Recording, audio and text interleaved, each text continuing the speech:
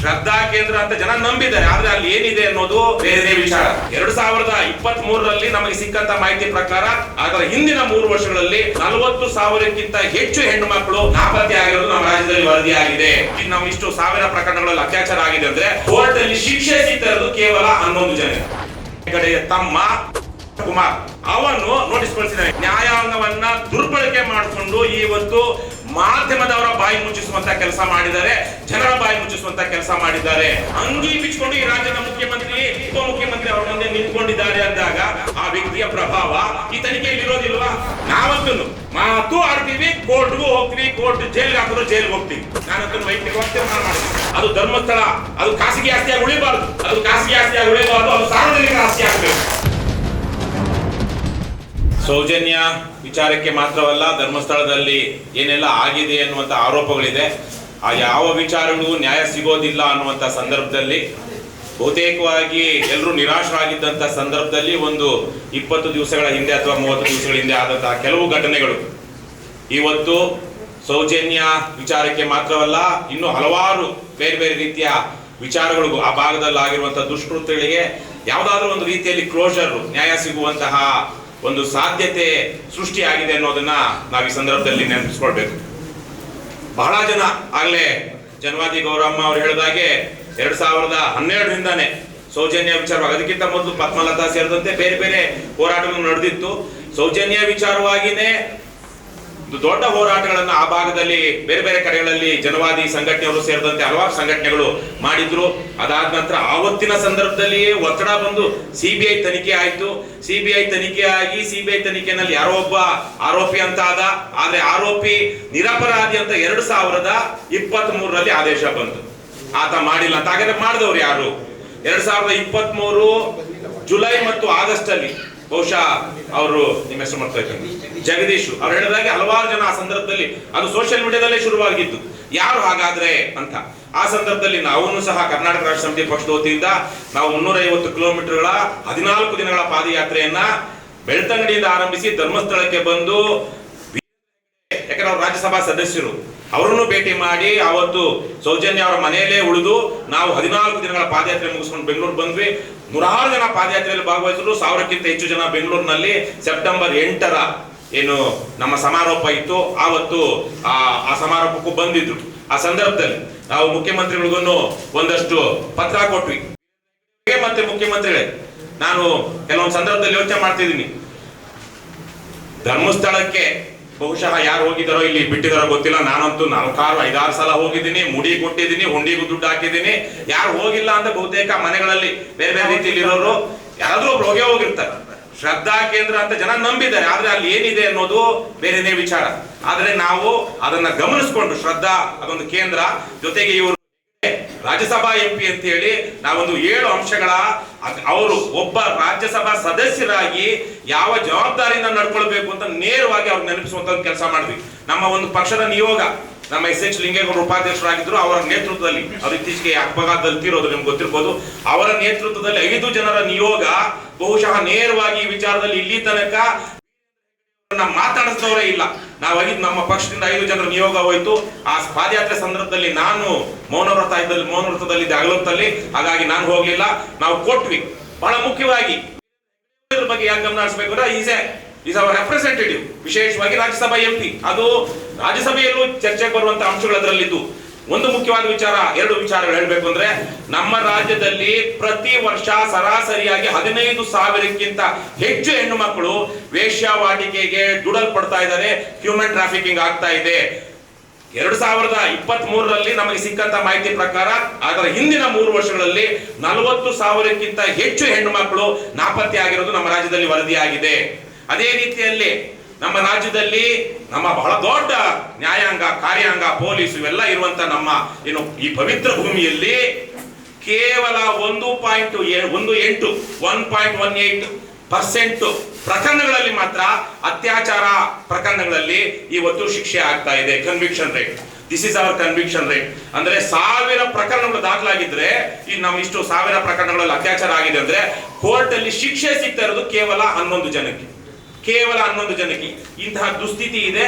ಹಾಗಾಗಿ ಇವೆಲ್ಲ ಬದಲಾಗಬೇಕು, ಇದನ್ನ ನೀವು ಕಾನೂನಾತ್ಮಕ ಪರಿಹಾರಗಳನ್ನ ಹುಡುಕಬೇಕು ಅಂತ ವೀರೇಂದ್ರ ಹೆಗಡೆ ಅವ್ರಿಗೆ ಹೇಳಿದ್ವಿ. ಅದೇ ರೀತಿಯಲ್ಲಿ ಮುಖ್ಯಮಂತ್ರಿಗಳಿಗೂ ಆಗಸ್ಟ್ 8ನೇ ತಾರೀಕು ಹೋಗಿ ನಾವು ಕೊಟ್ಟಾಗ ಈ ಎಲ್ಲ ಅಂಶಗಳು ಇತ್ತು.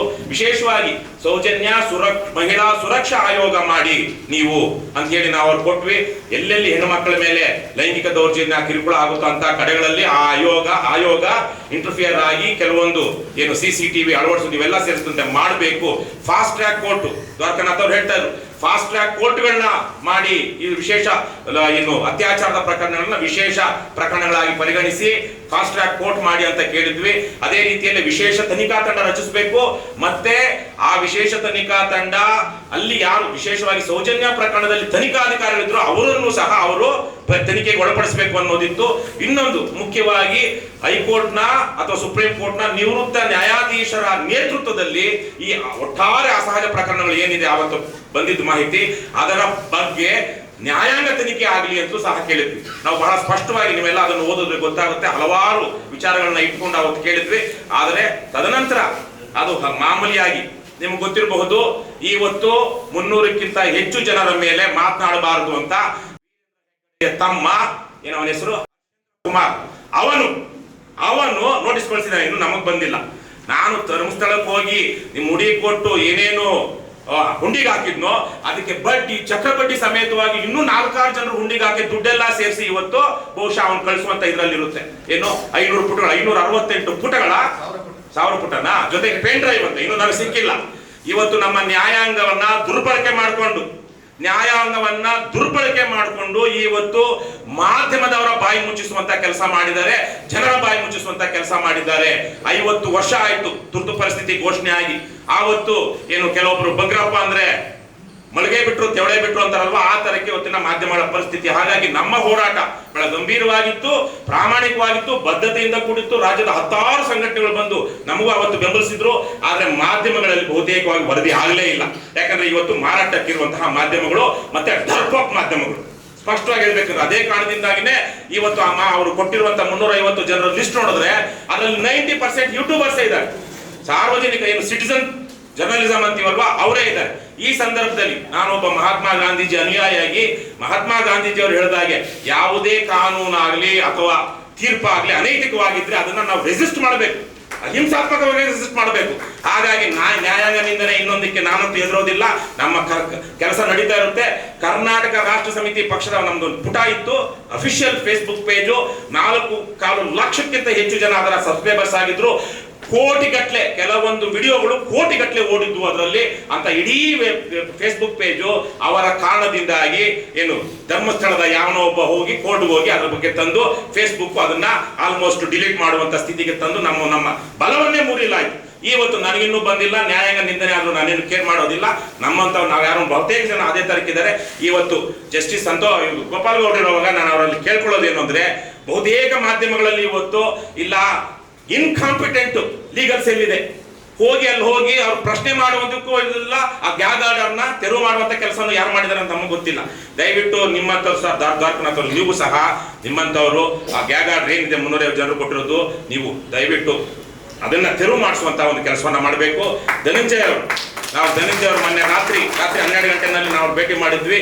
ಅವರು ಇದನ್ನ ತೆರವುಗೊಳಿಸುವಂತ ಕೆಲವೊಬ್ಬರು ವಿಚಾರವಾಗಿ ತೆರವುಗೊಳಿಸುವಂತ ಕಾರ್ಯಕ್ಕೆ ಬಹುಶಃ ಸುಪ್ರೀಂ ಕೋರ್ಟ್ ಅಲ್ಲೂ ಇವತ್ತು ಅಪ್ಲೈ ಆಗಿರಬಹುದು. ಅದ್ರ ಬಗ್ಗೆ ಅರ್ಜಿ ಮೊದಲಾಗಬೇಕಾಗಿರೋದು ಮಾಧ್ಯಮಗಳಲ್ಲಿ ಇದರ ಬಗ್ಗೆ ಧರ್ಮಸ್ಥಳದ ವಿಚಾರವಾಗಿ ಏನೂ ಬರಬಾರದು ಅನ್ನುವಂತ ಏನು ಗ್ಯಾಗ್ ಆರ್ಡರ್ ಇದೆ ಅದು ತೆರವಾಗಬೇಕು.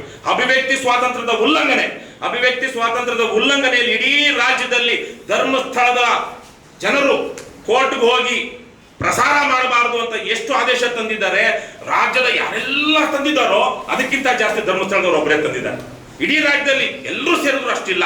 ಹಾಗಾಗಿ ಒಬ್ಬ ಜನಪ್ರತಿನಿಧಿಯಾಗಿ ನಮ್ಮ ಫಂಡಮೆಂಟಲ್ ರೈಟ್ಸ್ ಏನಿದೆ, freedom of expression, freedom of speech, ಇದನ್ನ ಹಾಗಾಗಿ ಈ ತನಿಖೆಯ ಮೇಲೆ ಗಾಢ ಪ್ರಭಾವ ಹೇಳಿದ್ರಲ್ವಾ, ಅಂಗಿ ಬಿಚ್ಕೊಂಡು ಈ ರಾಜ್ಯದ ಮುಖ್ಯಮಂತ್ರಿ ಉಪಮುಖ್ಯಮಂತ್ರಿ ಅವರ ಮುಂದೆ ನಿಂತ್ಕೊಂಡಿದ್ದಾರೆ ಅಂದಾಗ ಆ ವ್ಯಕ್ತಿಯ ಪ್ರಭಾವ ಈ ತನಿಖೆಯಲ್ಲಿ ಇರೋದಿಲ್ವಾ? ತನಿಖೆಗಳು ಬಹುತೇಕವಾಗಿ ಇಂಥ ತನಿಖೆಗಳು ನಾಟಕ ಹೇಗಾಗುತ್ತೆ, ಮೊದಲೇ ವರದಿ ಸಿದ್ಧಪಡಿಸಲಾಗುತ್ತೆ, ಆ ವರದಿಗೆ ಪೂರಕವಾಗಿ ತನಿಖೆ ನಾಟಕಗಳಿರುತ್ತೆ. ಆ ತರದ್ದು ಆಗ್ಬಾರ್ದು. ಸಿಟ್ಟೋ ಪಿಟ್ಟೋ ಮಾಡಿದ್ದಾರೆ, ಆ ಪಿಟ್ಟಲ್ಲಿ ನಾವಿರಲ್ಲ ಅಂತ ಈಗಾಗಲೇ ಇಬ್ರು ಹೇಳ್ತಾ ಇದ್ದಾರಂತೆ. ಪಿಟ್ಟೆ ಅದು, ಆ ಪಿಟ್ಟಲ್ಲಿ ನಾನಿರಲ್ಲ ಅಂತ ಇಬ್ರು ಹೇಳ್ತಾ ಇದ್ದಾರಂತೆ. ಇದು ಪರಿಸ್ಥಿತಿ ಯಾವ ತರಹದ ಪರೋಕ್ಷ ಪ್ರಭಾವಗಳು ಇವ್ರ ಮೇಲೆ ಇರುತ್ತೆ ಅಂತ. ಹಾಗಾಗಿ ದಯವಿಟ್ಟು ರಾಜೀನಾಮೆ ಕೊಡಬೇಕು ರಾಜ್ಯಸಭಾ ಸ್ಥಾನಕ್ಕೆ ಸ್ಪಷ್ಟವಾಗಿ ಕೇಳಬೇಕು. ಇವತ್ತು ಪಕ್ಷಾತೀತವಾಗಿ ಇನ್ನೊಂದಂದ್ರು JDS ಅವರು ಬಂದಿದ್ದಾರೆ, ಕಾಂಗ್ರೆಸ್ ಅವರು ಬಂದಿದ್ದಾರೆ, ಹಲವಾರು ಪಕ್ಷಗಳವರು ಬಂದಿದ್ದಾರೆ. ಮುಖ್ಯ ವಾಹಿನಿ ಏನು ಇವತ್ತು ರೆಪ್ರೆಸೆಂಟ್ ಮಾಡೋರ ಜೊತೆಗೆ ಬಹುಶಃ BJPಲೂ ಒಂದಷ್ಟು ಜನ ಇರಬಹುದು. ಹಾಗಾಗಿ ಇದನ್ನು ಕೇಳ್ತಿರುವಂತವ್ರು ಇವತ್ತು ಮುಂದಕ್ಕೆ ಏನಾಗಬೇಕು ಅನ್ನೋದಾಗ ಮೊದಲಿಗೆ ನನ್ನ ವಿನಂತಿ ಎಲ್ರಿಗೂ, ನಾವಂತೂ ಮಾತು ಆಡ್ತೀವಿ, ಕೋರ್ಟ್ಗೂ ಹೋಗ್ತೀವಿ, ಕೋರ್ಟ್ ಜೈಲ್ಗೆ ಹಾಕಿದ್ರು ಜೈಲ್ಗೆ ಹೋಗ್ತೀವಿ. ನಾನಂತೂ ವೈಯಕ್ತಿಕವಾಗಿ ತೀರ್ಮಾನ ಮಾಡಿದ್ದೀನಿ. ಅದೇ ರೀತಿಯಲ್ಲಿ ಇನ್ನೂ 10 ಜನ ನರೇಂದ್ರ, ರಂಗನಾಥ್, ನೀವೆಲ್ಲ ವಕೀಲರ ಸಂಘದ ಇದರಲ್ಲಿದ್ದವರು ಇದನ್ನು ದಯವಿಟ್ಟು ನೀವೇನ ಪ್ರೋಬೋನೋ ಲಿಸ್ಟ್ ತಗೊಂಡು ಎಲ್ಲರ ಮೇಲೆ ಇನ್ಕ್ಲೂಡಿಂಗ್ ಮೀಡಿಯಾದವರು ಲೀಗಲ್ ಸೆಲ್ ಮಲ್ಪಟ್ಟಿದ್ದಾರೆ. ಅವರು ಸಹ ಬಹುಶಃ ಪ್ರಸಾದ ಬರಬೇಕು. ಪ್ರಸಾದ ಬಂದ ಮೇಲೆ ಹೋಗಿ ತೆರವು ಮಾಡೋದಕ್ಕೆ ಹೋಗ್ತಾರೇನೋ. ಹಾಗಾಗಿ ನೀವೇ ಮುಂದೆ ನಿಂತು ನಿಮ್ ಸಾಧ್ಯ ಆದ್ರೆ ಅದರಲ್ಲಿ ಇದ್ರೆ ಮಾಡಬೇಕು. ಅದನ್ನ ಮೊದಲು ಅದು ಹಾಕ್ಬೇಕು. ಮತ್ತೆ ಮುಂದೆ ಏನು, ಈಗಾಗಲೇ ಏನು SIT ಯಾವ ತರ ತನಿಖೆ ಮಾಡುತ್ತೋ ನಮಗೆ ಗೊತ್ತಿಲ್ಲ. ವಿಶೇಷವಾಗಿ ಇಷ್ಟು ಅಸಹಜ ಸಾವುಗಳು ಕೇವಲ ಧರ್ಮಸ್ಥಳದಲ್ಲಿ ಅಷ್ಟೇ ಅಲ್ಲ, ಯಾವುದೇ ಅಸಹಜ ಸಾವುಗಳು ಆಗುತ್ತಿರುವಾಗ ಭಾರತದಲ್ಲಿ ಅಥವಾ ಕರ್ನಾಟಕದಲ್ಲಿ ಯಾವ ತರಹದ ವಿಲೇವಾರಿ ಆಗ್ತಾ ಇದೆ ಅನ್ನೋದು ನಮಗೆ ಗಾಬರಿ ಹುಟ್ಟಿಸ್ಬೇಕು. ಕೇವಲ ಧರ್ಮಸ್ಥಳದಲ್ಲ, ಅಲ್ಲಿ ಧರ್ಮಸ್ಥಳದಲ್ಲಿ ಯಾವುದೇ ಒಂದು ಅನ್ಯಾಚುರಲ್ ಡೆತ್ ಆದಾಗ ಉಳಿದ್ದಾರೆ, ಹೌದು ನಾವು ಉಳಿದೀವಿ ಅಂತ ಗ್ರಾಮ ಪಂಚಾಯಿತಿಯ ಉಪಾಧ್ಯಕ್ಷ ಸ್ಪಷ್ಟವಾಗಿ ವೀರೇಂದ್ರ ಹೆಗಡೆ ವಕ್ತಾರಿಕೆ ಮಾಡುವ ಸಂದರ್ಭದಲ್ಲಿ ಹೇಳಿದ್ದಾರೆ. ಅವ್ನು ವೀರೇಂದ್ರ ಹೆಗಡೆ ಅವ್ರ ಪರವಾಗಿ ಬಂದವನು ಅವನೇನಿರುವ ಹೌದು ಧರ್ಮಸ್ಥಳದಲ್ಲಿ ಅಸಹಜ ಸಾವುಗಳಾಗ್ತಿದ್ರೆ ನಾವು ಉಳ್ತಿದ್ವಿ, ಅದ್ರಲ್ಲಿ ಏನು ವಿಶೇಷ ಅಂತ. ಯಾವುದೇ ಅನ್ಯಾಚುರಲ್ ಡೆತ್ ಆದ್ರೂ ಅದು ಐಡೆಂಟಿಫೈ ಮಾಡೋದಕ್ಕೆ 72 ಗಂಟೆಗಳ ಕಾಲ ಮಾರ್ಚರಿಯಲ್ಲಿ ಇಟ್ಕೊಳ್ಬೇಕು, ಬಾಡಿ ಫ್ಲೂಯಿಡ್ಸ್ ಕಲೆಕ್ಟ್ ಮಾಡಬೇಕು, ಫಿಂಗರ್ ಪ್ರಿಂಟ್ಸ್ ತಗೊಳ್ಬೇಕು, ಬ್ಲಡ್ ಯೂರಿನ್ ಸ್ಯಾಂಪಲ್ಸ್ ತಗೊಳ್ಬೇಕು, ಮಾಧ್ಯಮಗಳಲ್ಲಿ ವರದಿ ಕೊಡಬೇಕು, ಮಾಹಿತಿ ಕೊಡಬೇಕು. ಅದಾದ ನಂತರ 3 ದಿವಸ ಆದ್ಮೇಲೆ ಕರ್ನಾಟಕದಲ್ಲಿ 10 ದಿವಸಗಳ ತನಕ ಇಟ್ಕೋಬೇಕಾಗಬಹುದಂತೆ. ಏನು ಮಾರ್ಚರಿನಲ್ಲಿ ಕೋಲ್ಡ್ ಸ್ಟೋರೇಜ್ ಅಲ್ಲಿ ಇಟ್ಕೊಂಡು ಅದಾದ ನಂತರ ವಿಲೇವಾರಿ ಸ್ಥಳೀಯ ಸಂಪ್ರದಾಯದ ಪ್ರಕಾರ ವಿಲೇವಾರಿ ಮಾಡಬೇಕು, ಅನ್ಐಡೆಂಟಿಫೈಡ್ ಅನ್ಕ್ಲೈಮ್ಡ್ ಬಾಡಿ ಸಿಕ್ಕಾಗ ಅಂತ. ಆದ್ರೆ ಧರ್ಮಸ್ಥಳದಲ್ಲಿ ನೂರಾರು ಸಂಖ್ಯೆಯಲ್ಲಿ ತರಕ ಆಗಿದೆ ಅಂತ ಹೇಳ್ತಾ ಇದ್ದಾರೆ. ನಮ್ಮ ರಾಜ್ಯದಲ್ಲಿ ಪೊಲೀಸರು ಸಹ ಬಹುತೇಕವಾಗಿ ಆ ಪೋಸ್ಟ್ ಮಾರ್ಟಮ್ ಮಾಡೋದಕ್ಕೆ ಹೋಗ್ತಾ ಇಲ್ಲ ಅನ್ಸುತ್ತೆ.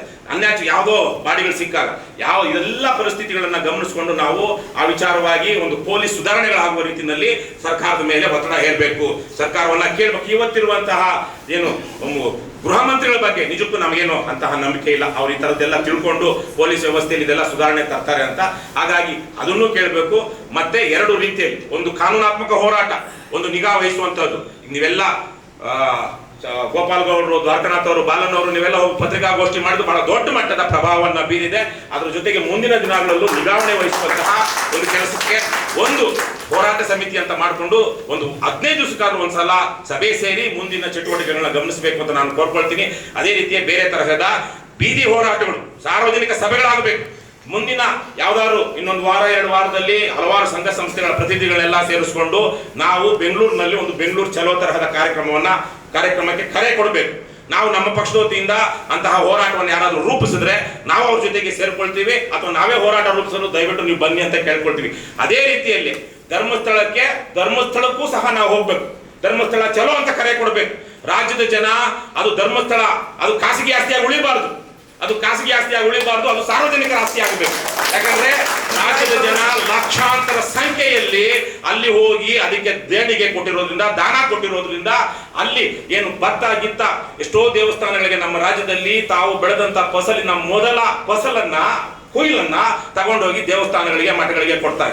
ಅಂತಹ ಒಂದು ನಂಬಿಕೆ ಇರುವಂತಹ ಈ ದೇಶದಲ್ಲಿ ಅದನ್ನ ಬಳಸಿಕೊಂಡು ಟ್ಯಾಕ್ಸ್ ಫ್ರೀ ದುಡ್ಡನ್ನ ತಗೊಂಡು ಅವ್ರಿಗೆ ಬೇಕಾದಂತ ರೀತಿಯಲ್ಲಿ ಖಾಸಗಿ ಎಂಪೈರ್ ಕಟ್ಟಿಕೊಳ್ಳುವಂಥದ್ದು ಇದು ಪ್ರಜಾಪ್ರಭುತ್ವಕ್ಕೆ ಬಹಳ ದೊಡ್ಡ ಮಟ್ಟದ ಅಪಾಯಕಾರಿಯಾದಂತಹ ಬೆಳವಣಿಗೆ. ಇದು ಕೇವಲ ಒಬ್ಬರಲ್ಲ, ಇಂಥ 10 ಮಾಫಿಯಾ ಇದೆ ಕರ್ನಾಟಕದಲ್ಲಿ. ಹಾಗಾಗಿ ಇವತ್ತು ನನ್ನ ಪ್ರಕಾರ ನಾವು ಬಹಳ ಸ್ಪಷ್ಟವಾಗಿ ಇಂಥ ವಿಚಾರಗಳಲ್ಲಿ ಕೇಳಬೇಕು, ಅದನ್ನ ಸರ್ಕಾರ ವಹಿಸ್ಕೊಳ್ಬೇಕು.